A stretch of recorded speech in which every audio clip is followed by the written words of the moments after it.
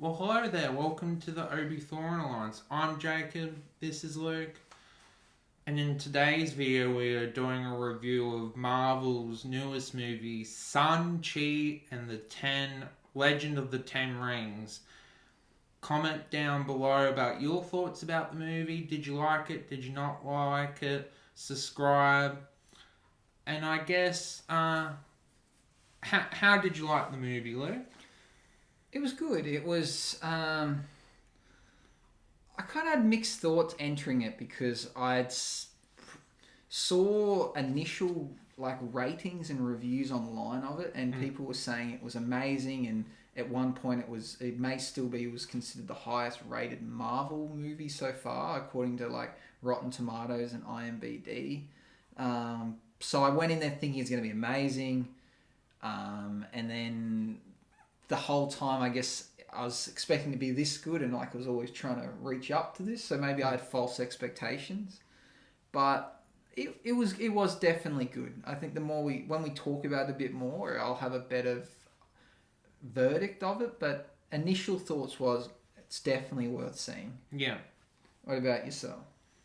It very much reminded me because this is kind of a Chinese version of Black Panther. Like, it very much, I think this is Marvel's attempt of getting respect and I guess kind of Chinese martial arts, and kind of Black Panther was kind of African style. And I personally feel like with Black Panther, Killmonger was more of an interesting character. I feel the same with this movie, that the Mandarin was more of a interesting character than Shang-Chi, but Shang-Chi is still likable. It's just the actor that just didn't seem to have that charisma like Robert Downey Jr. did. He seemed to need some more help, if that makes sense.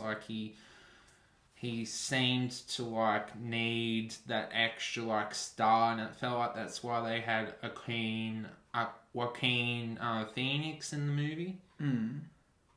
But besides that, I feel like if you're a Marvel fan, you've probably already seen it, and it's very much worth seeing a new character. I think it very much lived up to being fourth place in the top 5 most anticipated movies. I think very much had a blast, and I think it sets up very well because you're interested to find out about the Ten Rings. I think that's the main thing that keeps you hooked for the sequel of Shang-Chi. Yeah, it ties in a lot of things. I feel like we get a bit of reference to the Eternals with the Ten Rings. I think in some way they will tie in. I guess we tie in the story of the Mandarin and how that tied into the previous Iron Man movies. And we get more reference to the Ten Rings and how the actual the army, the Ten Rings, not the physical Ten Rings, how they tie into things like the original Iron Man, how he got taken in by that terrorist organization. So it ties in a lot of cool things. Recapping it, what kind of happens in this movie? Basically, we get this really cool fight scene with the Mandarin when he basically charges through this army with the rings, and then we get kind of this dialogue about the character himself, that he's immortal.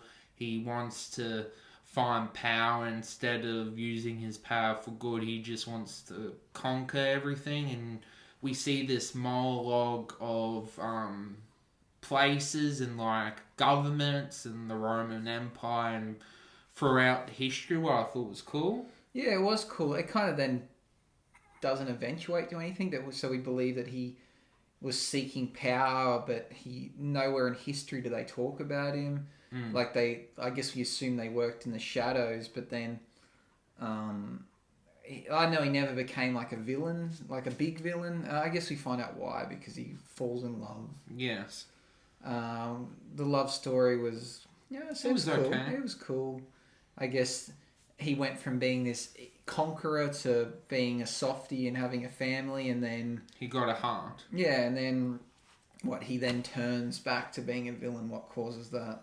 Basically, we don't find out how she dies, but she dies, and then he basically falls and gets depressed and kind of doesn't really like the sister that much anymore, and kind of gets set in his old ways, and then trains Shang-Chi brutally, and then we basically see him send his own son to kill someone. Yeah, and then I guess we introduced to Shang-Chi. He's meant to be, I think he's meant to be in the year 2024, and he's meant to be like 26 or 27 years old. He lives in San Francisco. He just works an average job, and we don't really understand why he's there. You start to think maybe he doesn't realize that he's got powers, or his dad was a superhero, like was a villain, or like we don't. That's what we're made to think.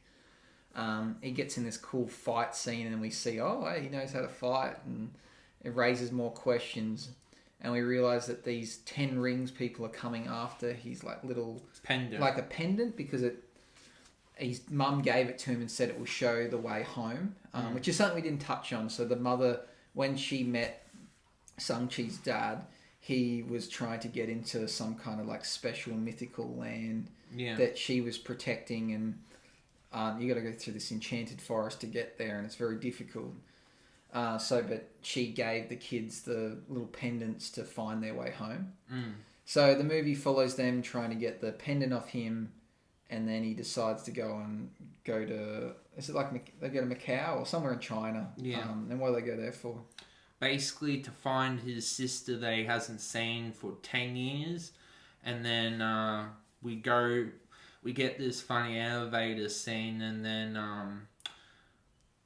we see Wong and Abomination fight each other. It was pretty cool. Yeah, and then he's booked in to have a fight in this fight club, and then he finds out it's his sister. And his sister owns the fight club. His sister beats him in the fight, and then the 10 rings show up, and they all run off, and he's left to fight them, and his sister comes back and saves him, only to be taken in by his dad. And you go, oh, well, they've already been caught by the villain. Yeah. What's the point of this? And then that's when we get the whole backstory that the dad, because the mother died, he turned back evil again, and then he trained them to be soldiers, and then Shang-Chi escaped, and then we later find out that he kind of let them escape. He knew where they were. He just gave them 10 years of freedom. Yeah, and then now he kind of wants them to come back, and he's going to help them get into this, I wish I could think of its names, like Ta'o or something, the place they want to go to, this like mythical land.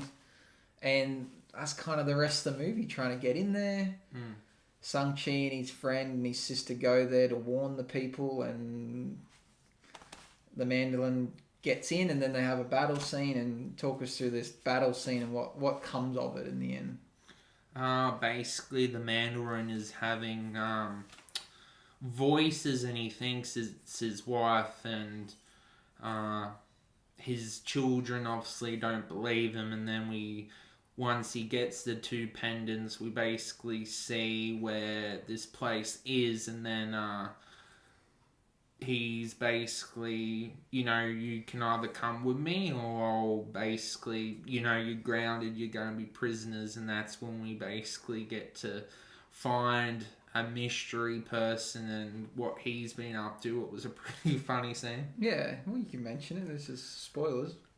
Basically, we get to see Trevor, and that he's basically been acting for the Mandarin and his organization, and he's basically gone mental. And then we find this creature that he thought he was imagining, and then he was happy when he worked out that he wasn't. Yeah, and this creature then guides them to this mythical land where the Mandarin needs to go at like a certain time, has to follow a certain path. He can find his own way in. So that's how they beat him there, because they escape from the prison and they steal the car. And then because Shang-Chi's friend is like really good at driving, you get to see her put on her driving skills in the car. So as you said, he mentioned the voices. So he's hearing these voices, and he thinks his wife's being locked up, but she's not. She's dead. It's actually like evil spirits trying to break through like this dimensional gateway that they're protecting. and they're hoping that they're trying to lure him to come break the dimension so that they can get in and destroy our realm. Yeah, so we've got the good people trying to protect that from happening, and then we've got the so-called villain who thinks he's saving his wife but doesn't realize what he's actually causing. They eventually meet there in the middle, and then we get like an epic battle. Which tell us about the epic final battle. Well, basically, father and son basically fight each other, and the son loses, and then he goes into the water, and then we get to see this dragon. Yeah, and then it's like their mythical dragon, and that's, I guess, it's kind of like the Panther in Black Panther, where they get their powers from, and they use his scales to fight these demons, and the dragon helps them out and eats all the like evil, dementor looking things, and then comes up against his dad and kind of wins that easily. Do you think that's because the dad's kind of given up because he's realised what he's done? He realised that he was wrong, and that he's just opened up like an evil portal. And he then acquires the 10 rings, Shang-Chi, and somehow knows how to use them and has some crazy powers with them, and that's kind of where it leaves us at, like we've learnt that they see how he becomes Shang-Chi and gets the 10 rings. We don't really know what he can do with them, and is he now immortal, and there's just so many things we're left unanswered. That's why there's going to be a second one.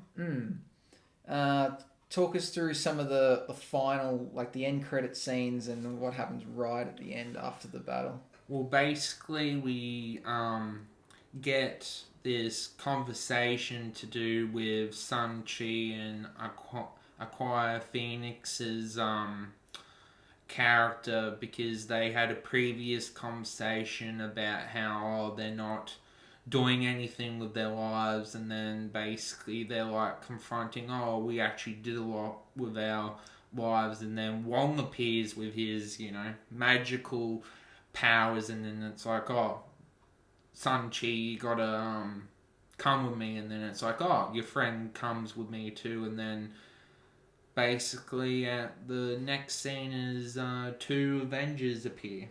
Yeah, and then they talk about how they've looked at the rings and they think that it's about 10,000 years old or older, and that it's sending some kind of beacon or like a signal, but they don't know who to and what for, and that's where I speculate and think that beacon is now telling the deviants to come to Earth. That makes sense. And that the weapon is somehow tied into the Eternals, and that's what the next Eternal movie is about. So that's why, because we see in the Eternals trailer that they've never stepped in for anything unless it's related to deviants, and then deviants come to Earth, and I think it ties into the 10 rings, and that's what the beacon's sending, and the fact that they're saying it's over 10,000 years old, and we hear the Eternals mention that they've been on Earth for 8,000 years. Makes me think that that's where it ties into. What do you think? Yeah, that makes sense. Could be completely wrong, but that's my thought. Given that the Eternals is the next movie, it seems to tie in. And then we see the scene where it has like Bruce Banner and then Captain Marvel. And tell us what your thoughts on that. Well, of course, Bruce Banner's the smart one, but Captain Marvel, she is in charge of the conversation, and it's kind of the trope with all of her conversations. Gotta go now, haven't got time to finish this conversation. Bruce, you got my number, give it to them, and then Bruce is like, no, I haven't got your number. It's like, I'm very much looking forward to seeing Captain Marvel 2, just to see what she's up to, because it's like every single scene we see her in, it's like I'm too busy to actually have a conversation, but it's like, why are you too busy? I don't know, it's annoying. Yeah, I agree. And you then mentioned there was another end credit scene which I didn't see. So what happens in that? Basically, because, the father passes away by getting his soul sucked in by the creature, So that leaves the sister to take over his organization. Basically, we get to see the sister in the throne with the male character with like the sword in his hand, and then basically females training at the facility with males, and the ten ring. So that's the recap. Tell us about your any issues or nitpicks you got with it. Um, I guess I will have to be honest with the Joaquina Phoenix character. Like, I didn't find her annoying, but I did feel like she was good at driving. You know, like you said, for that scene, and then she learned how to fire the bow like really easy. It felt like the teacher, he got sold sucks, so it's like you can see it was her moment, but it's very much like, you know, you have to do things to get better in training. It just felt like, I don't know, for me it felt like her character learned, and some people are really quick learners, but it felt like, I don't know, that she was in there for the comedic relief. What wasn't annoying, but I could see why some people would be like, oh, is she really necessary? Mm. And also, is there love relationship going on? Are they more than friends? I don't know, because even the auntie's like, oh, you need to marry her. It's like, Yeah. I think she's less funny than everyone thinks. I think in every movie she's been in, people think she's hilarious. I don't really think she is, to be honest. I think she did a good enough job, but I don't find her that funny. I guess I would have liked to know more about the father and why he is can live forever. So apparently, and where he got the 10 rings from. Maybe that's what we learn in the next movie. But I'm just confused about that. I don't think that was explained well enough. That's probably one of the only nitpicks I have. Anything else, like it wasn't my favorite Marvel movie. I'm not the biggest fan of martial arts, but the story was good enough. The martial arts was good if you're into martial arts. It was a good movie. It's just not my favorite movie. So I wouldn't say it's not good. It's just not my favorite. Do you feel like it's a good start to phase 4 with the movies? Yeah, I think it's fine.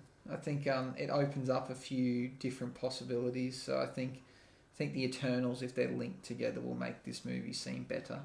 And do you feel like if people have dropped off and gone, I don't want to watch Marvel anymore, Endgame kind of finished that storyline, do you think it's still worth continuing? Like, do you feel like Shang-Chi is an interesting enough character that, or do you agree with me that felt like with Black Panther that the so-called villain was more interesting than the hero? I think the villain actually was more interesting than the hero. I was interested in the hero purely because of the actor and from previous movies and shows. He's a likable person. I think if it was someone I'd never heard of before, I would have been less interested in this movie. I do think it's Marvel's attempt at pleasing a Chinese audience. Yeah. That is a known thing that Marvel have done before. They know that that's where the money is, so they thought, well, let's make the superhero already existed, but let's really invest in it and make a good movie. And I reckon it's going to do really well in China. There was a lot of Chinese in it as well, talking. So I think it's just going to be, super successful there, which will push up the ratings in Western society. But whether or not it's that good of a movie for Westerners, I don't know. If you had to give it a rating, what would you give it?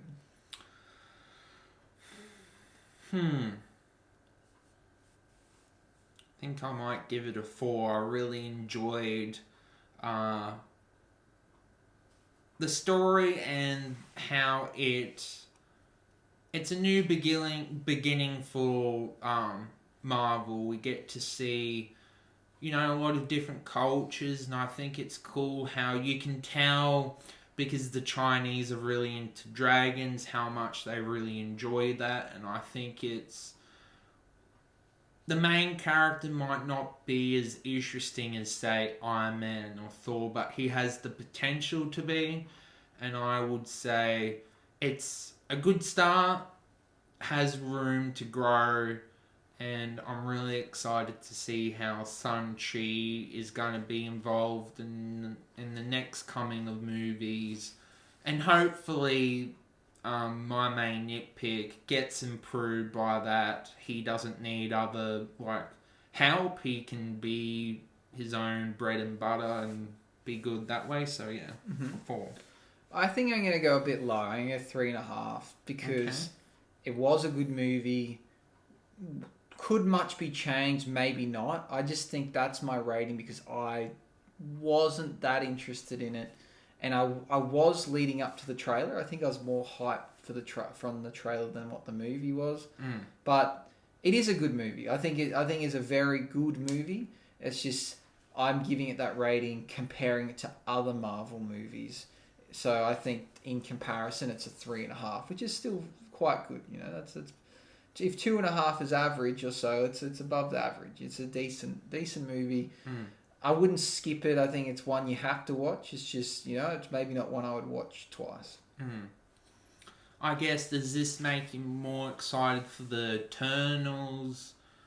And maybe the Eternals would surpass Shang-Chi because you had the Eternals at number 5.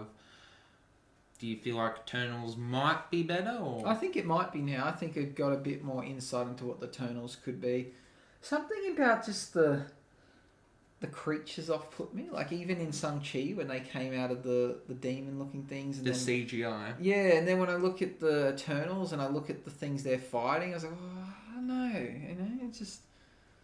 It just isn't my thing. But, if the storyline's good, it'll be a good movie. So I think the Eternals might be better than Shang-Chi, even though I thought the opposite originally. Interesting. Are you, I guess, looking forward to seeing any crossovers with Shang-Chi and...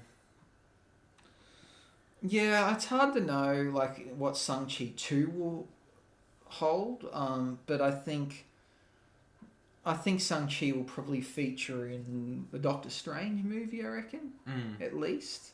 I don't think he'll make Spider-Man, I don't think he'll be in the Eternals.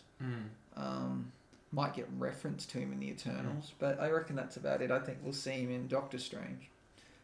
And what was your favourite action scene of the movie? Because that was definitely probably the strongest part was the action, even though you didn't like the martial. I think the bus stands out the most. That was cool. I question whether that was possible. Like the bus had no brakes and it was flying down these hills. They would have hit something way earlier than what they did. But that's movies for you. Still a cool scene though. It was definitely a cool scene. Completely unbelievable though. Yeah. Just, not the fighting. The bus would have hit something. It would not. You would not have got that far with no brakes without facing traffic or someone crossing the road. Like you would hit something.